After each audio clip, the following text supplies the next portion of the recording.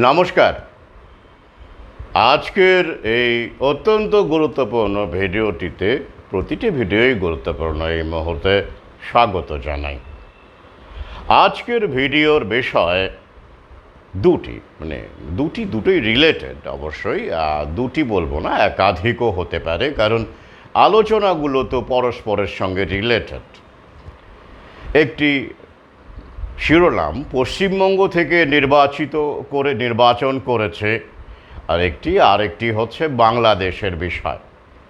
তো পশ্চিমবঙ্গের বিষয়টি যেটা আজকে আলোকপাত করব, যে মূল বিষয়টি সেটি কি, পুলিশ তুমি যতই মারো মাইনে তোমার 112। আরও একবার বলি, পুলিশ তুমি যতই মারো মাইনে তোমার 112। এই বিষয়টি প্রথমে আলোচনা করব। নেপথ্যে কি, কেন পুলিশকে খলনায়ক বানানো হয়, পুলিশ কি আদপেই খলনায়ক, নাকি বিভ্রান্ত করে দেওয়া মূল যে শত্রু, মূল যে শক্তি, সেখান থেকে জনতার নজরকে ঘুরিয়ে নিয়ে গিয়ে খেলো করে দেওয়া আসছে। আর বাংলাদেশের বিষয়, বাংলাদেশে যারা মৌলবাদী বলুন বা বিভিন্ন রকমভাবে ব্যাখ্যা করা হচ্ছে, বা সরকার হাসিনা বিরোধী শক্তি বা স্বাধীনতা সংগ্রামী যারা স্বাধীনতা নিয়ে এসেছে বাংলাদেশে, যেভাবেই ডাকুন না কেন, এরা বেছে বেছে কেন সরকারি ক্ষেত্রগুলোকেই আক্রমণ করছে। আগের ভিডিওতে আমি স্কুল শিক্ষকদের পরিস্থিতি নিয়ে আলোচনা করেছি, কিভাবে পদত্যাগ করতে, স্কুল কলেজ অবশ্যই সরকারি। আর এই ভিডিওতে আলোচনা করব যে হঠাৎ করে এইসব স্বাধীনতা কামীরা, মানে স্বাধীন হওয়ার পরেও তারা ঢাকা মেডিকেল কলেজ আক্রমণ করলো কেন, মানে এটাও আবার সরকারি। কি বলুন তো, ব্যাপারগুলো কি হচ্ছে? কাকতালীয় ব্যাপার মোটেই নয়। আমি বহু আগেই বলেছি, যাহা পশ্চিমবঙ্গে ঘটিতেছে তাহাই বাংলাদেশে ঘটিতেছে। ঘটনার মোড়কগুলো একটু অন্যরকম, এজেন্টগুলো অন্যরকম, যাদের দিয়ে করানো হচ্ছে তাদের মানে পরিস্থিতি, ক্ষেত্র সহ ব্যাপারগুলো, লোকাল সিচুয়েশন তো একরকম হয় না। তাই যেখানে যেমন সেখানে তেমনভাবে কাজ হাসিল করা। মূল ব্যাপারটা হলো কাজ হাসিল করা, যেভাবেই হোক না কেন। অ্যান অ্যাক্স টু গ্রাইন্ড বলে একটা ইডিয়াম আছে।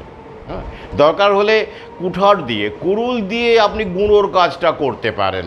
মূল লক্ষ্য হচ্ছে গুঁড়ো করা, কোনো সমস্যা নেই, ওই গুঁড়ো করার প্রক্রিয়ায় চলছে।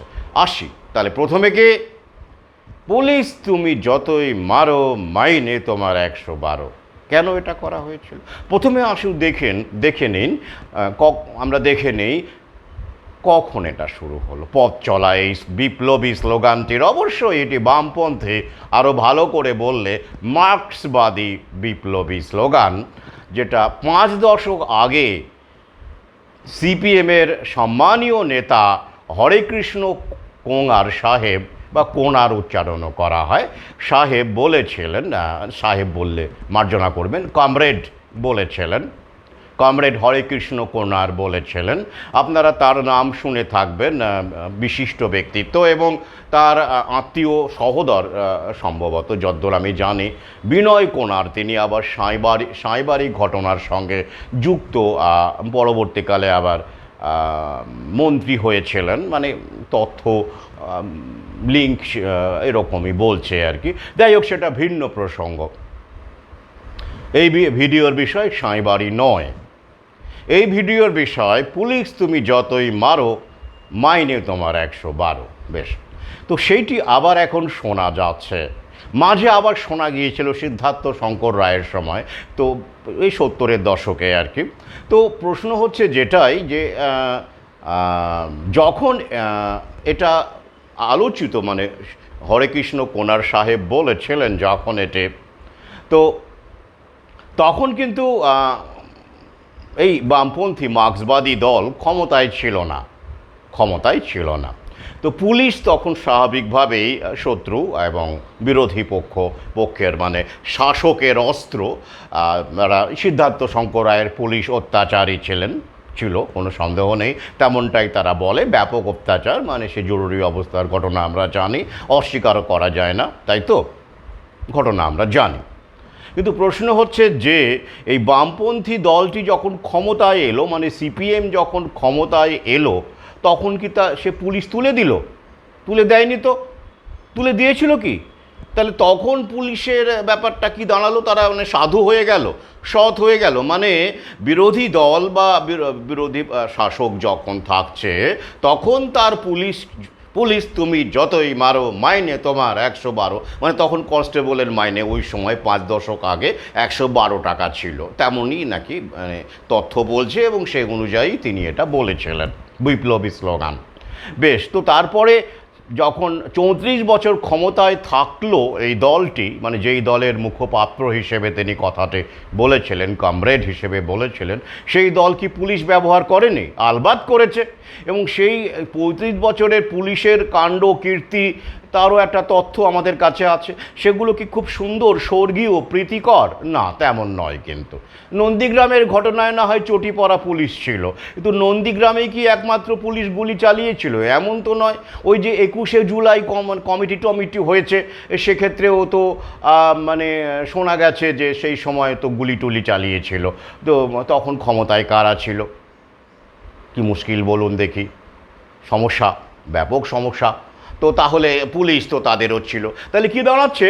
পুলিশ যখন আপনি বিরোধী দল হিসেবে থাকছেন, ক্ষমতায় থাকছেন না, যখন ক্ষমতায় আসতে চাইছেন বা শাসকের সমালোচনা করছেন, তুলোধনা করছেন, অপদার্থ বলছেন, দুর্নীতিপরায়ণ বলছেন, এবং তাকে ক্ষমতা থেকে হটাতে চাইছেন, এবং জনগণের কাছে সেই আহ্বান জানাচ্ছেন প্রতিবাদের একটা অঙ্গ হিসেবে, তখন পুলিশ খারাপ, পুলিশ মারে, যতই মারো মাইনে তোমার 112।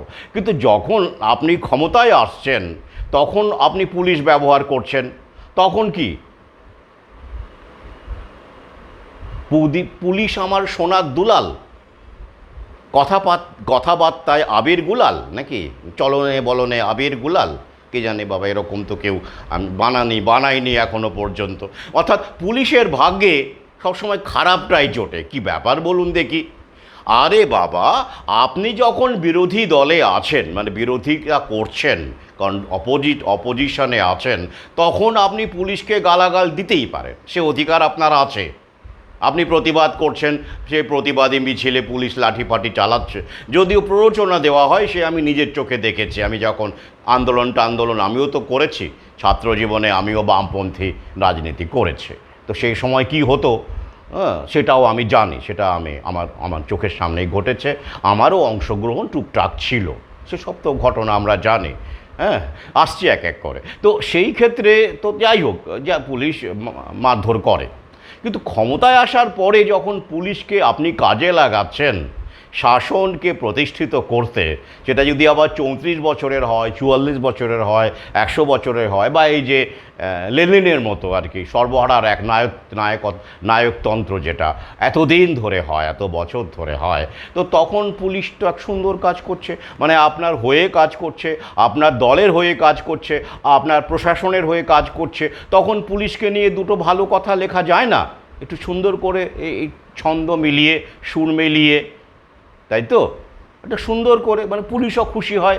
আহারে, আমরা একসময় আমাদেরকে এরাই তো গালাগাল দিয়েছিল, পুলিশ তুমি যতই মারো মাইনে তোমার 112, কিন্তু এর ক্ষমতায় এসে আমাদের নিয়ে একটা সুন্দর ছড়া লিখেছে, 2 লাইনে 2 লাইনার লিখেছে। ঠিক কী হলো? ব্যালেন্স হয়ে গেল। তা কিন্তু হয় না, মানে ছড়া টড়া লেখাটেখা হয় না। হ্যাঁ, সুযোগ সুবিধে বাড়ানো হয়, হ্যাঁ, পদে বসানো হয়, মানে অত্যাচারী পুলিশকেও আবার পদে বসানো হয়, এরকম ঘটনা তো আছেই। আমাদের শাসক দল, বর্তমান শাসক দলও করে দেখিয়েছে, বা শোনা যায় এরকম ঘটনা ঘটেছে। তো তাহলে পুলিশ সবসময় ভিলেন, ব্যাপারটা কেন বলুন তো? কেন? শিক্ষক ভিলেন নয়, শিক্ষকও সরকারি চাকুরে, আমি সরকারি শিক্ষকদের কথাই বলছি, পুলিশও সরকারি চাকুরে, তাহলে দুজনেই সরকারি চাকুরে, বা আরও সরকারি চাকুরে আছে, আমরা জানি বিভিন্ন দপ্তরে আছে। আমি রাজ্য সরকারের কথা এখানে বলছি। তাহলে অন্য কর্মচারীরা তারা খুব ভালো, খুব সাধু, তারা দালাল নয়, তারা খুব ভালো শিক্ষিত সজ্জন, আর পুলিশ তুমি যতই মারো মাইনে তোমার 112। মানে পুলিশের বেলায় যত কিছু খারাপ ব্যাপারটা কী বলুন তো। অথচ আদানি আম্বানির ছেলে তো পুলিশ হয় না, হয় কি? হয় না, আমার তো জানা নেই। রকফেলার, বিল গেটস, ক্লাউস সোয়াব, এদের ছেলে পেলে কি পুলিশ কখনো হয়েছে? মানে কনস্টেবল হয়েছে? হয়নি। তাহলে কারা হয় পুলিশ? যদি বুঝতাম যে বুর্জোয়া শক্তির, পুঁজিবাদীর, আদানি আম্বানির ছেলেপুলে পুলিশ হচ্ছে,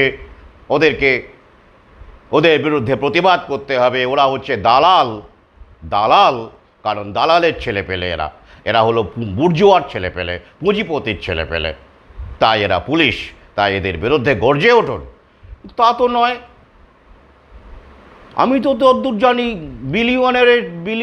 মিলিয়নেয়ারের ছেলেপেলেরা পুলিশ হয় না, খেটে খাওয়া মানুষের সন্তানরাই পুলিশ হয়। মানে শ্রমজীবী, নিম্ন মধ্যবিত্ত, কৃষকের ছেলে, শ্রমিকের ছেলে, এরাই পুলিশ হয়, তাই তো। পড়াশোনাও যে খুব অসাধারণ ডিগ্রি, টপ লেভেলে, আইপিএসের কথা বলছি না এখানে। ওই যে যতই মারো মাইনে তোমার 112, এখানে কি আইপিএস লেভেলের কথা বলা হয়েছে? হয়নি। তাহলে এরা তো শ্রমজীবী মানুষের কথা বলে, কৃষকের কথা বলে, খেটে খাওয়া মানুষের কথা বলে, মেহনতি মানুষের কথা বলে। দুনিয়ার মজদুর এক হও, workers of the world unite. বাহ, ভাল লাগে শুনতে, আমিও কতবার বলেছি। তো কিন্তু মেহনতি মানুষের কথা বলেও মেহনতি মানুষের ছেলে পেলেই পুলিশ হচ্ছে যখন, তখন তারা আবার শ্রেণীশত্রু দালাল হয়ে যাচ্ছে। এ কীরকম কথা বলুন দেখি? সমস্যা। কনফিউজড হয়ে যাচ্ছেন না? আমি তো খুব কনফিউজড হয়ে যাই, তাই তো। তাহলে খেটে খাওয়া গরিব মানুষ রুজি রোজগারের জন্য পুলিশ হচ্ছে, তাই তো। তো তারাই তখন আবার খলনায়ক হয়ে যাচ্ছে, ভিলেন হয়ে যাচ্ছে। সরকারি কর্মচারী শিক্ষকরা হচ্ছেন না, তারাই তো বলছেন মিছিলে থেকে, বলে তুমি যতই মারো। বা বুদ্ধিজীবী, লেখালেখি করেন, কবি, বামপন্থী কবি, সাহিত্যিক, শিল্পী, এরা পুলিশ নন সেহেতু এরা সরকারি চাকুরে, অনেকেই সরকারি চাকুরে, মানে অধ্যাপক, স্কুল শিক্ষক, করণিক, কিন্তু পুলিশ নন। তো তাঁরা বলছেন পুলিশ তুমি যতই মারো মাইনে। এখনও বলছেন, এখনও চলছে স্লোগানটা। আমি ফেসবুকে এরকম বেশ কিছু পুলিশ যারা আমার বন্ধু তালিকায় আছেন, পুলিশ কর্মী, তাদের এরকম পোস্ট দেখেছি, খারাপ লেগেছে। এটা কী রকমের কথাবার্তা? এ তো সাধারণীকরণ হয়ে যাচ্ছে, জেনারেলাইজেশন হয়ে যাচ্ছে। এইভাবে একটা সরকারি কর্মচারী তারাও, তাদেরকে এইভাবে দাগিয়ে দেওয়া, এটা কি ন্যায়সঙ্গত? আমি তীব্র প্রতিবাদ জানাচ্ছি। সত্যটা আসলে বোঝার চেষ্টা করুন। কেন ওরা, বিশেষ করে এই বামপন্থীরা, মার্ক্সবাদীরা এটা করেছে, এই স্লোগানটা ওদেরই। কিভাবে মূল শক্তিকে, মূল বিষয়টাকে আমাদের চোখ থেকে লুকিয়ে রাখবার জন্য, আড়াল করবার জন্য ওরা এই স্লোগানগুলো বানায়।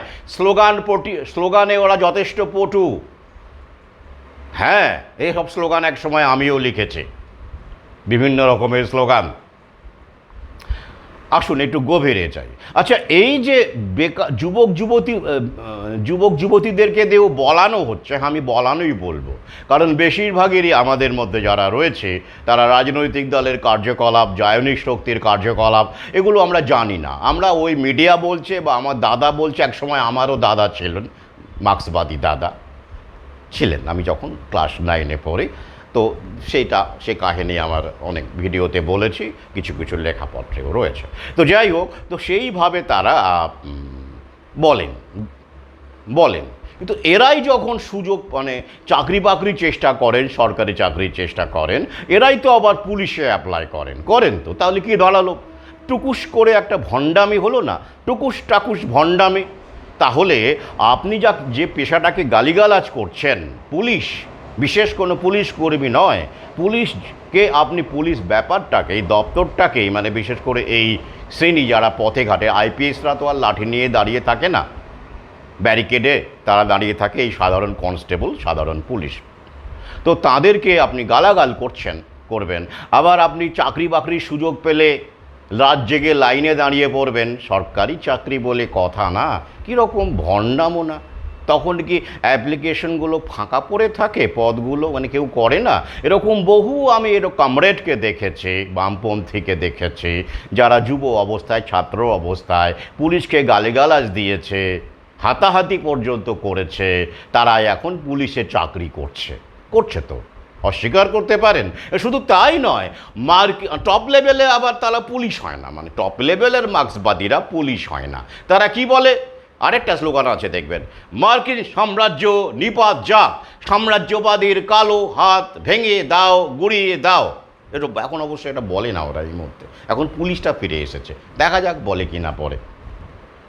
তো এটা বলার পরেও আমি দেখেছি তাবর তাবর বামপন্থী কমরেডের ছেলে পেলে এবং কমরেড স্বয়ং বুদ্ধিজীবী, পড়াশোনায় ভালো, একাডেমিক কোয়ালিফিকেশন ভালো, তারা আমেরিকায় পড়তে যায়, আমেরিকায় পড়াশোনা করে, চাকরি বাকরি করে, ডলার কামায়, এবং সেখান থেকে আবার পোস্ট দেন অনেকে, সেখান থেকে আবার আন্দোলনের গলা মেলান অনেকে। তো কি হলো মশাই, কেন আপনি বলছেন আমেরিকান কালো সাম্রাজ্য, মার্কিন সাম্রাজ্য নিপাত যাক, আবার আপনি ডলারের লোভে গিয়ে আমেরিকায় বসে রয়েছেন, চাকরি বাকরি করছেন, মাটি ছেড়ে, মেহনতি মানুষ ছেড়ে, কৃষক ছেড়ে, শ্রমিক ছেড়ে আপনি সেখানে গিয়ে বিলাসবহুল জীবন যাপন করছেন ডলারের লোভে। তো কীরকম ভণ্ডামি নয় এটা? টুকুস ভণ্ডামি, ওটা টাকুস ভণ্ডামি। ভণ্ডামির অনেক শ্রেণীবিভাগ আছে, লেভেল আছে, ব্র্যান্ডিং আছে, তাই নয় কি? ব্র্যান্ডিং আছে। তো সুতরাং বুঝতে হবে না, সব কিছুরই ব্র্যান্ডিং আছে। মালের, মানে আপনি যে মাল খাবেন, নেশা করবেন, তারও ব্র্যান্ডিং আছে। একটা গরিব খেটে খাওয়া মানুষ যদি মদ খেয়ে একটু টলতে যায়, ওই যে চোলাই খেয়েছে, বাংলা খেয়েছে, ছি, তাই তো দুহাত দূরে সরে দাঁড়াবেন বা গালিগালাজ করবেন, মাতাল কোথাকার। কিন্তু কেউ যদি ভার্গান্ডি বা শ্যাম্পেন পান করে মার্সিডিজ বেঞ্চ থেকে বা লিমোজিন থেকে নামেন, একটু টলতে স্লাইড করে, একটুখানি টুকুস করে টলতে, তখন কী হবে? ব্র্যান্ডিং। বাপরে, কাছে যাওয়ার জন্য কত লাইন তখন। হ্যাঁ, মাতাল বলে গালিগালাজ দেবেন, ধরে কটা মাথা। ব্র্যান্ডিং এই পৃথিবী চলছে এখন। এই অধম এগুলো আবার পরোয়া করে না, সমস্যাটা এইখানেই। তো যাই হোক, আছেন এরকম মানুষ, অভদ্র কনস্পিরেসি থিওরিস্ট আমার মতো তো পৃথিবীতে এখন কমতেই বাড়ছে, আগামীতে আরও বাড়বে। তো যাই হোক, তাহলে এ তো গেল ভণ্ডামির গল্পটা। তো আদানি আম্বানির ছেলেপেলে পুলিশ হয় না, তাও পুলিশ শত্রু কেন? আসুন একটু আলোচনা করি। দেখবেন সবসময় শাসকরা যারা জনগণকে দাবিয়ে রাখার চেষ্টা করে, বিভিন্ন উদ্দেশ্য সাধন করে, শোষণ করে, জনগণকে মুরগি বানায়, সমস্ত রাজনৈতিক দলই এটা করে। তো আবার ক্ষমতায় আসার জন্য একটি দল করে, সে ক্ষমতায় গেলে একই রকমভাবে পুলিশকে কাজে লাগায়, সেটা আমরা জানি। তাহলে কেন? ওই যে দৃশ্যমান বলে ডিভাইড অ্যান্ড রুল পলিসি। দেখবেন পুলিশের একটা পোশাক থাকে, ওই পোশাকটাকেই কেমন একটা করে দাগিয়ে দেওয়া হয় আর কি, অথচ সে জনগণ থেকে উঠে আসছে, খেটে খাওয়া মানুষেরই সন্তান সন্ততি, অথচ ওই পোশাকটাকে সহজেই শনাক্ত করা যায় যেহেতু হাতেটা লাঠিটা আছে, বোঝা যাচ্ছে লাঠি বা বন্দুক, সেটা তো রাষ্ট্রই ঠিক করেছে যে পুলিশের হাতে বন্দুক থাকবে, পুলিশের উর্দি থাকবে, পুলিশের এই নিয়ম মেনটেন করতে হবে, পুলিশকে সরকারের আদেশ মেনে চলতে হবে, তাই তো? একটা প্রোটোকল আছে। এগুলো কি পুলিশ নিজে ঠিক করেছে? যে ছেলেটি পুলিশের চাকরি করবার জন্য রাতের বেলা লাইন দিয়েছিল, সে কি এগুলো আগে থেকে ঠিক করে রেখেছিল, নাকি এগুলো তাকে করতে বাধ্য করা হয়েছে? সে যদি সরকারের আদেশ না মানে, তার চাকরিটা থাকবে না। তো যারা পুলিশ তুমি 112 যতই মারো মাইনে তোমার 112 বলে স্লোগান দেয়, তারা কি সেই পুলিশের পরিবারটির দায়িত্ব নেবে? তাকে খাওয়াবে না। তবে পুলিশকে তার সরকারি নীতি মেনেই চলতে হয়, তার ঊর্ধ্বতন কর্তৃপক্ষের কথা শুনেই চলতে হয়। সেখানটা হায়ারার্কি আছে, এবং এই হায়ারার্কি যদি আপনি খোঁজেন, সেটা উপরে উঠতে একদম চলে যাবে স্বরাষ্ট্রমন্ত্রী পর্যন্ত। স্বরাষ্ট্রমন্ত্রীর উপরেও কিন্তু আছে, করতে সেই কোনো ক্ষেত্রে সেটা চলে যায় একেবারে আন্তর্জাতিক লেভেল পর্যন্ত। আগে একেবারে ইন্টারন্যাশনাল লেভেল পর্যন্ত চলে যায়। খুঁজেই পাবেন না কোথায় কোন জায়গা থেকে আদেশটা এসেছিল? বাইরে থেকে শুধু আমাদের দেখানো হয় খাকি উর্দি গুলি চালিয়েছে, তাই না? পুলিশ, আচ্ছা আপনার নিজেকে প্রশ্ন করুন তো, একটা পুলিশের সঙ্গে আন্দোলনকারী জনতার শত্রুতা আছে? কেউ চেনে? কার পাকা ধানে কে মই দিতে গেছে? সে তো চাকরি করতে এসছে দুটো অন্য সংস্থানের জন্য, পরিবারের জন্য। সে কোটি টাকা মাইনেও পায় না, পায় কে? তার কি শত্রুতা আছে জনগণের সাথে? সে তো জনগণেরই অংশ। তার ডিভাইড অ্যান্ড রুল করে দিয়ে আপনি পুলিশকে আড়াল করে আসল শক্তি যে পুলিশকে বাধ্য করে এইসব করতে, পুলিশকে নির্দেশ দেয়, নীতি প্রণয়ন করে, আইন করে, সেই শক্তিকে আপনি আড়াল করছেন, তাই না? খুব সহজ কাজ না? আসল ব্যাপারটায় আসুন। লকডাউন লাগু করার জন্য পুলিশের হাতে লাঠি কারা ধরিয়ে দিয়েছিল? পুলিশের খেয়ে দেয়ে কাজ নেই? করোনা কালে তারা ওই পথে ঘাটে জনগণকে ধোলাই দিত কেন? এখন তো দিচ্ছে না। এখন তো মানুষ মাস্ক ছাড়াই পরে ঘুরে বেড়াচ্ছে, দিচ্ছে না তো। পুলিশ কি নিজে থেকে এটা সিদ্ধান্ত নিয়েছিল যে মাস্ক না পরলে ধোলাই দেব? তাকে কেউ বলেছিল? কে বলেছিল?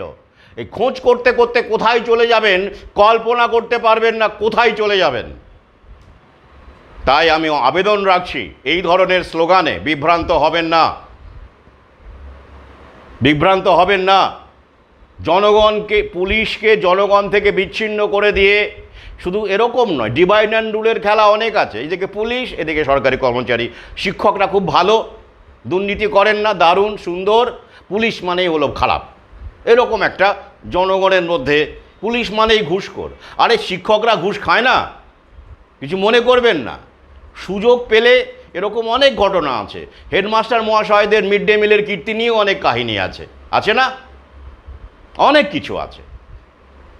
মূল বিষয়টাকে বোঝার চেষ্টা করুন। এইভাবে দাগিয়ে দেওয়ার বিরোধিতা করুন। আমি করি।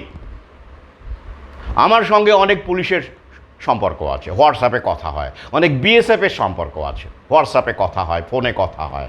অনেক থানার ওসির সঙ্গে সম্পর্ক আছে, কথা হয়। কই, তাদেরকে তো আমার ওই রকম মনে হয় না আপনারা যেভাবে দাগিয়ে দেন। জনগণকে আর কতদিন মুরগি বানাবেন? জনগণ অবশ্য মুরগি হওয়ার জন্য তৈরি। এবার আসুন, এই পুলিশ মেনে নিলাম, এক মুহূর্তের জন্য মেনে নিলাম যে ধনতান্ত্রিক ব্যবস্থায়, পুঁজিবাদী ব্যবস্থার পুলিশ অত্যাচারী। এই যে ওরা তো বিপ্লব করতে চায়, সমাজ বিপ্লব করতে চায়, সমাজতান্ত্রিক বিপ্লব বা জনগণতান্ত্রিক বিপ্লব, যেখানে যেমন পরিস্থিতি, তাই তো স্ট্রেট ক্যারেক্টার অনুযায়ী তারা বিপ্লব করতে চায়। বেশ, বিপ্লব করে সর্বহারার একনায়কতন্ত্র বা ডিকটেটরশিপ অফ দ্য প্রলেটারিয়েট করতে চায়, ভালো কথা। বেশ, তো তারপরে পুলিশ কি সাধু হয়ে যায়? বেড়াল আর মাছ খায় না?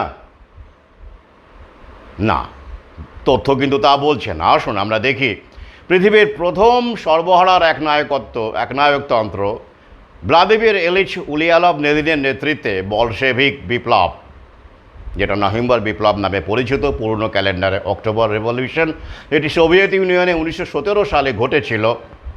সেই লেনিনের পুলিশ বাহিনী 1917 সালেরই ডিসেম্বর মাসে, 10ই ডিসেম্বর, একটি পুলিশ ফোর্স গঠন করে যার নাম চেকা। এই চেকাই পরবর্তীকালে কেজিবি নামে পরিচিত হয়, সোভিয়েত ইউনিয়নের সেই বিখ্যাত, কুখ্যাত, প্রসিদ্ধ পুলিশ বাহিনী, নিরাপত্তা বাহিনী। তো এই যে চেকা, যার পুলিশ এক্সট্রা অর্ডিনারি কিলিংস, আগে হ্যাঁ, এটা অসাধারণভাবে হত্যা করতো আর কি। আরও ভালো করে বললে এক্সট্রা জুডিশিয়াল কিলার্স এরা। অর্থাৎ বিচার টিচারের কোনো ব্যাপার নেই, আদালতের গল্প নেই, ধরো আর মারো। তো এই যে চেকা বলে পরিচিত, কুখ্যাত, আমি বলবো কুখ্যাত, যেটা লোকজন হাড়ে হাড়ে জানে যারা ওই এলাকায় এই চেকার কবলে যারা পড়েছে, তাদের আত্মীয় স্বজন পড়েছে। 1917 ডিসেম্বর মাসে তৈরি হওয়ার পর চেকা কত লোক মেরেছিল? 2.5 লক্ষ, কম করে বলছে, কনজারভেটিভ এস্টিমেটে বলছে কনজারভেটিভ এস্টিমেট। বলশেভিক বিপ্লব এবং সমসাময়িক যে সময়ে সিভিল ওয়ার হয়, গৃহযুদ্ধ হয়, তাতেই 12 মিলিয়ন মানুষ মারা যায়। 12 মিলিয়ন মানে বোঝেন 1,20,00,000 মানুষ, ভাবতে পারেন। এবং সব সিংহভাগই সিভিলিয়ান। কী কারণে? বিপ্লবের কারণে। হ্যাঁ, সর্বহারার একনায়কতন্ত্র, বেশ মারা যায়। আর ওটা তো গেল ওই দিকটা। এবার ওই চেকা কত মেরেছিল তার কোনো হিসাব নেই।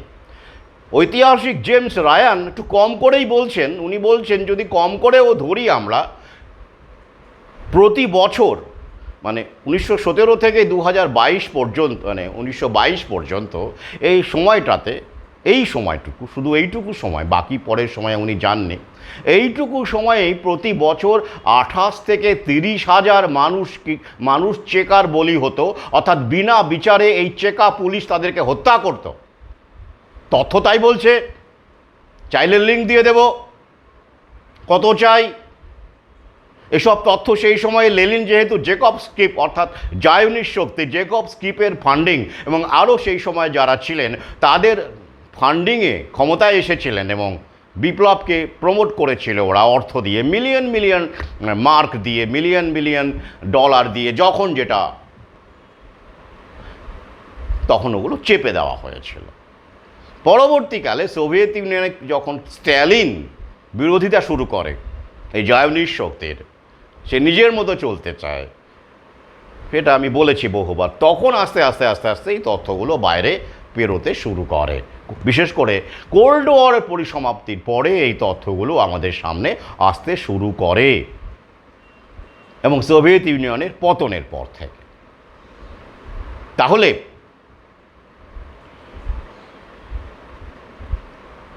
এই চেকা বাহিনী এই কমকক্ষে কনজারভেটিভ এস্টিমেটে যেটা দাঁড়াচ্ছে 2.5 লক্ষ মানুষকে মেরেছিল 22 পর্যন্ত। তথ্য 28,000 করে, 30,000 এরকম পার ইয়ার এরকম করে জেমস রায়ান বলছেন, ঐতিহাসিক জেমস রায়ান, আরও অনেকেই এরকম বলেছেন। শুধু তাই নয়, সেই সময় রোমানভ পরিবার, যার দ্বিতীয় নিকোলাস এবং তার স্ত্রী এবং 5 সন্তান, 4 মেয়ে এক ছেলে, আলেস্কি যার বয়স তখন মাত্র 14 বছর, 1918 সালের জুলাই মাসে এই জার পরিবারকে খুঁচিয়ে গুলি করে না মরার ফলে বেয়োনেট দিয়ে খুঁচিয়ে হত্যা করা হয়। কে করে? চেকা।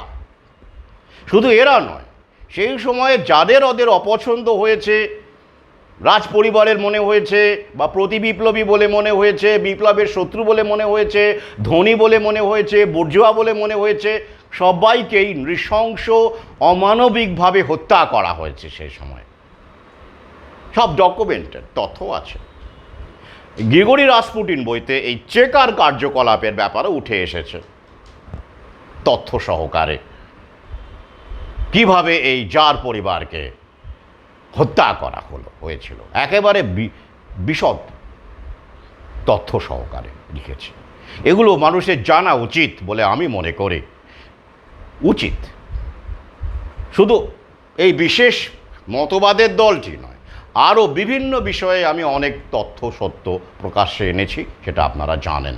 বিশেষ করে এই সময়ে নতুন বিশ্ব ব্যবস্থার যে জায়নিস শক্তি, তারা যে কিভাবে গোটা বিশ্বে তাদের দালাল রাজনৈতিক দলগুলোকে দিয়ে বিভিন্ন রকমের কাজকর্ম করাচ্ছে এবং মূল সমস্যা থেকে মানুষকে সরিয়ে নিয়ে গিয়ে আরও বেশি করে অসুস্থ করে দেওয়া। এই যে বাঁদর বসন্তের ভ্যাকসিনের তোড়জোড় শুরু হয়ে গেছে হুয়ের নেতৃত্বে, এটা আপনারা তো জানেন, এসব চলতেই থাকবে। তো যাই হোক, তাহলে আমি আবার বলছি, পুলিশ হিটলারেরও ছিল গেস্টাপো, লেনিনেরও ছিল চেকা। অর্থাৎ পুঁজিবাদী বলুন আর ধনবাদী বলুন অথবা সমাজবাদী সমাজতন্ত্রী বলুন, শাসক পুলিশ রাখে। তাই এ ধরনের স্লোগানে বিভ্রান্ত না হয়ে, নিজেকে বিচ্ছিন্ন না ভেবে পুলিশ ভাইদের অনুরোধ করব, তারা গভীরে যান কিভাবে এটা আসলে একটা গভীর খেলা হচ্ছে, মূল সমস্যা থেকে, মূল শোষণ থেকে, মূল শাসক থেকে, মূল রাষ্ট্রের যে পলিসি থেকে মানুষকে মানে আড়াল করে রাখা, পলিসিকে আড়াল করে রেখে উপরে উপরে খেলা। মানুষ তো আবার সেটাই চায়, উপরে উপরে দৃশ্যমান যেটা। আরে লাঠি চালাচ্ছে পুলিশ, পুলিশের হাতে লাঠিটা কে ধরতে বলেছে? পুলিশে খেয়ে দেয়ে কাজ নেই? খেয়ে দিয়ে কাজ আছে? কাজ তো সবারই আছে, পুলিশের কি নেই? তাকে কেন বলা? সে কেন এটা করছে? তার কি জীবনে ঝুঁকি নেই, রিস্ক নেই? সে কি মরে না? সে কি অতিমানব? পুলিশের কি মৃত্যু হয়নি জনতার হাতে? বহু ঘটেছে। তাই এই ডিভাইড অ্যান্ড রুলের খেলাগুলো থেকে নিজেদের সতর্ক করুন, সাবধান করুন। এরকম কিন্তু আগামীতে আরও হতে থাকবে। এবারে আসছি বাংলাদেশের এই বিষয়টি। আপনারা জানেন 1 সেপ্টেম্বরের খবর যা বলছে, ঢাকা মেডিকেল কলেজে স্বাধীনতাকামী শক্তি বলুন বা যেইভাবেই বলুন, দুষ্কৃতী বলুন, তারা হামলা চালায় এবং তার ফলে চিকিৎসকরা ধর্মঘট করা শুরু করেছে প্রতিবাদে। এবং পাশাপাশি ঢাকা শুধু নয়, আরও অন্যান্য সরকারি যে চিকিৎসা বিভাগগুলো রয়েছে সেখানেও চিকিৎসকরা নিরাপত্তার দাবিতে, এখানেও নিরাপত্তার দাবি পশ্চিমবঙ্গে, ওখানেও নিরাপত্তার দাবি। এখানে প্রতিবাদ হচ্ছে ধর্ষণ এবং খুন, অবশ্যই ন্যায়সঙ্গত প্রতিবাদ, কিন্তু অ্যাফেক্টেড হচ্ছে সরকারি বিভাগ। খেয়াল করুন, বেসরকারি কোন হসপিটাল দিনের পর দিন বন্ধ আছে, কর্মবিরতি আছে, সেটা আমাকে জানান, আমি একটু দেখব, ইচ্ছে আছে। তবে হ্যাঁ, আজকে আবার নাকি হাত ধরাধরি করে একটু হিউম্যান চেন গঠন করা হবে। সেখানে বিভিন্ন ওই বেসরকারি হাসপাতালের মিটিং পয়েন্টগুলো তারা বলেছে, সেখানে কারা কারা যাবে, সেখানে কিছুক্ষণের জন্য হবে। স্বাস্থ্যকর্মীরা আসবেন, ঝা ঝকঝকে পোশাক পরা বেসরকারি স্বাস্থ্যকর্মীদের বলা হয়েছে, তারা সেখানে যাবেন। কিন্তু তাতে করে কি তাদের চিকিৎসা পরিষেবা বন্ধ থাকবে? মোটেই থাকবে না। আসবেন, প্রতিবাদ করবেন, ছবি তুলবেন, ভিডিও করবেন, চলে যাবেন নিজের নিজের কাজে। তো সরকারি বিভাগ হলে দিনের পর দিন বন্ধ, দিনের পর দিন বন্ধ। সাধারণ মানুষের বেসিক মিনিমাম চিকিৎসা থেকে তারা বঞ্চিত। একই ছবি হচ্ছে বাংলাদেশে। এবার খেয়াল করুন, এই যে বাংলাদেশে এই সব আক্রমণ হচ্ছে, শুধু সরকারি বিভাগে কেন হচ্ছে? খেয়াল করে দেখুন, আমি তো বারবার বলেছি, নতুন বিশ্ব ব্যবস্থার টার্গেট হচ্ছে সরকারি পরিষেবাকে ধ্বংস করে বেসরকারি মালিকের মুনাফা বাড়ানো। কারণ বেসরকারি ক্ষেত্রে এই ইনভেস্টমেন্টগুলো এখন করা হবে, জায়নের শক্তি করছে, তাদের দালালের মাধ্যমে করছে। এবার বুঝুন, বেসরকারি হাসপাতাল যদি বন্ধ থাকে তাহলে রোগীগুলো কারা যাবে? যাদের একদমই ক্ষমতা নেই, তারা পড়ে পড়ে মরবে না হয়। যদিও আমি মনে করি না যে ওটা নিয়ে আমার লেখা রয়েছে, খুব আলোচনা রয়েছে যে যখন সরকারি হাসপাতালে আসলে তথ্য বলছে ধর্মঘট চলে, মানে ফার্মা কোম্পানিতে ধর্মঘট চলে, শুধু সরকারি নয়, সব ফার্মা কোম্পানির চিকিৎসক ধর্মঘট করে, চিকিৎসা করতে অস্বীকার করে, তখন মানুষের মৃত্যুহার বরং কমে যায়, মানুষ সুস্থ থাকে। তথ্য তাই বলছে। তো কিন্তু এক্ষেত্রে তা হচ্ছে কি? হচ্ছে না।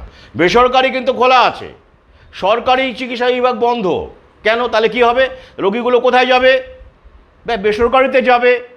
তাদের মুনাফা আকাশ ছুঁয়ে ফেলবে। আর এই কারণেই তো সরকারি ব্যবস্থাকে, শিক্ষা ব্যবস্থায় হোক, এই যে বাংলাদেশে শিক্ষকদেরকে জুতোর মালা পরানো হচ্ছে, পদত্যাগ করতে বাধ্য করা হচ্ছে, একটা ভীতি সন্ত্রাস করা হচ্ছে, তৈরি করা হচ্ছে। কেন?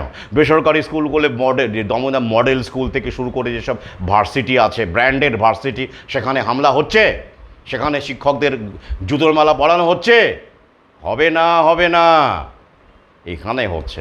একই রকমভাবে দেখুন না কেন বাংলাদেশে এই যে যারা, যদি মৌলবাদী ধরে নিলাম এদেরকে, এরা তো হারাম, বিলাসিতাকে হারাম মনে করে, অমুককে হারাম মনে করে, তমুককে হারাম মনে করে, তো সেখানে ঝকঝকে অনেক 5 স্টার হোটেল আছে, সেখানে আক্রমণ হচ্ছে? হচ্ছে না। বেসরকারি চিকিৎসা ক্ষেত্রে আক্রমণ হচ্ছে? হচ্ছে না। বড় বড় ভ্যাকসিন মেকার ফার্মা কোম্পানি বাংলাদেশেও আছে, সেখানে আক্রমণ হচ্ছে? হচ্ছে না। তাহলে কোথায় হচ্ছে? সরকারি ক্ষেত্রে হচ্ছে, ঢাকা মেডিকেল কলেজে হচ্ছে। এবার একটু ভাবুন, তাহলে এই যে মানুষগুলো, যেটা বিচ্ছিন্নতাবাদী হোক আর মৌলবাদী হোক বা আওয়ামী লীগ বিরোধী হোক, যাই হোক না কেন, বা স্বাধীনতা সংগ্রামী হোক, এদের কিন্তু বলা আছে, কেউ চালাচ্ছে, ফান্ড করা হচ্ছে, ফান্ডিং করা হচ্ছে, আর সেই অনুযায়ী ওরা কিন্তু এই ভাঙচুরগুলো, হামলাগুলো করছে। যদি সামান্য মগজ থাকে তাহলে বুঝবেন, হামলাকারীরা আবেগে হামলা করলে শুধু সরকারি ক্ষেত্র বেছে নিত না, তারা বেসরকারি ক্ষেত্রেও বেছে নিত। আর একটা ছোট্ট উদাহরণ দিয়ে শেষ করে, যে পৃথিবীতে এই যে ধরুন এত এত সন্ত্রাসবাদী হামলা হয়েছে, তাই তো আমরা জানি, কত নাম শুনবেন, আল কায়দা থেকে শুরু করে ওদিকে আইসিস, আইসিল, এরকম বহু নাম আছে আন্তর্জাতিকভাবে যাদেরকে সন্ত্রাসবাদী বা কেউ কেউ ইসলাম তো বুঝতেই পাচ্ছেন ঢুকিয়ে দেওয়া হয় আর কি, মানে প্রমোট করা হয়েছে এই সন্ত্রাসবাদীদের। তো তারা বহু সাধারণ মানুষ মেরেছে, কোমরে বোমা বেঁধে, বুকে বোমা বেঁধে ঝাঁপিয়ে পড়েছে, সেনাবাহিনীর উপরও ঝাঁপিয়ে পড়েছে, বাজারেও অনেক বহু মানুষে বোম ব্লাস্ট করেছে, ট্রেনেও বোম ব্লাস্ট করেছে, করে বহু মানুষ মেরেছে, তাই তো? কিন্তু কোনো বিলিয়নিয়ার মেরেছে? আদানি, আম্বানি, বিল গেটস, রকেফেলারের মতো কোনো বিলিয়নিয়ারকে তারা মেরেছে? মারেনি। কেন মারেনি? তাদের মারা কি অসম্ভব? আরে বাবা, ফিদাইন জঙ্গি তো বোমা বেঁধে ঢুকে যায়, তাদের তো জীবনের পরোয়া নেই, তারাও তো পারে, কিন্তু করে কি? কেন করে না? গভীরে যান, গভীরে যেতে হবে তো, নইলে হবে, বুঝবেন কি করে খেলাটা বুঝতে হবে। আমরা তো গভীরে যাই না, আমাদের মিডিয়া আমাদের ব্রেন ওয়াশ করে, আমাদের এন্টারটেনমেন্ট, আমাদের টেলিভিশন চ্যানেল, আমাদের সিনেমা, সব কিছুই আমাদের ব্রেন ওয়াশ করে। তাই আসলে ভেতরের খেলাটা, ভোজবাজিটা আমরা দেখতে পাই না, আমাদের চোখের আড়ালেই রয়ে যায়। তাই উপরে উপরে আমরা, পুলিশ তুমি যতই মারো, মাইনে তোমার 112 আওড়াই, কেউ আওড়াতে বলে, আমরা আমরাই। কিন্তু ভেতরের যে খেলা, পুলিশকে কারা নিয়ন্ত্রণ করছে, সন্ত্রাসবাদীদের কারা নিয়ন্ত্রণ করছে, কোথায় কোথায় পুলিশকে কি করতে হবে, সন্ত্রাসবাদীরাই বা কোথায় কি করবে, কতটা করবে, এই সমস্ত কিছু কিন্তু একদম অনেক উপর থেকে ঠিক হয়, যেটা আমরা জানি না। আমরা ওইটুকু দেখতে পাই, মিডিয়া আমাদের ওইটুকু দেখায়, রাজনৈতিক দল আমাদের ওইটুকু দেখায়, আমরা ওইটুকুতেই মশগুল, আমরা ওইটুকুতেই খুশি, আমরা প্রতিবাদী হয়ে উঠি। আমরা এক মুহূর্তের জন্য ভেবে দেখি না যে মৌলবাদী যাদেরকে বলি, সন্ত্রাসবাদী যাদেরকে বলি, তারা কেন বেছে বেছে সাধারণদেরই টার্গেট করে, সরকারি ব্যবস্থাকেই টার্গেট করে, ব্র্যান্ডের বড় বড় ক্ষেত্রে, বিলিয়নিয়ারদের প্রাণহানির ক্ষেত্রে তারা এত সতর্ক কেন?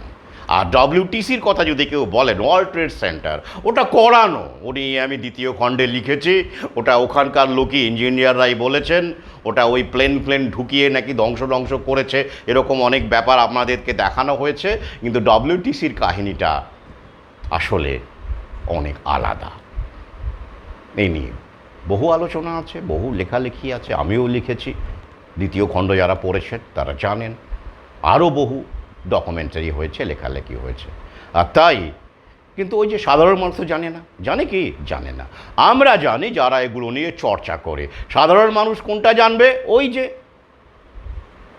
পুলিশ তুমি যতই মারো, মাইনে তোমার 112, এটাই আমাদের বলা হবে। আমরা প্রতিবাদী হয়ে উঠব, বিপ্লবী হয়ে উঠব, তারপর আবার ভুলে যাব। ভুলে গিয়ে বেকার ছেলেটি যে আন্দোলনে সামিল হয়েছিল, সে আবার পুলিশের যখন ফর্ম বেরোবে, কখন ফর্ম বেরোবে তার জন্য হাপিত্তেশ করে বসে থাকবে। তাই ওরা টপ লেভেলে সব সাজিয়ে রেখেছে গুটি, আর আমরা হলাম তার শিকার। কারণ আমরা ভাবি না, আমরা ভাবতে ভুলে গেছি। আজ এই পর্যন্তই, সঙ্গে থাকুন। প্রশ্ন থাকলে অবশ্যই প্রশ্ন করুন। ধন্যবাদ।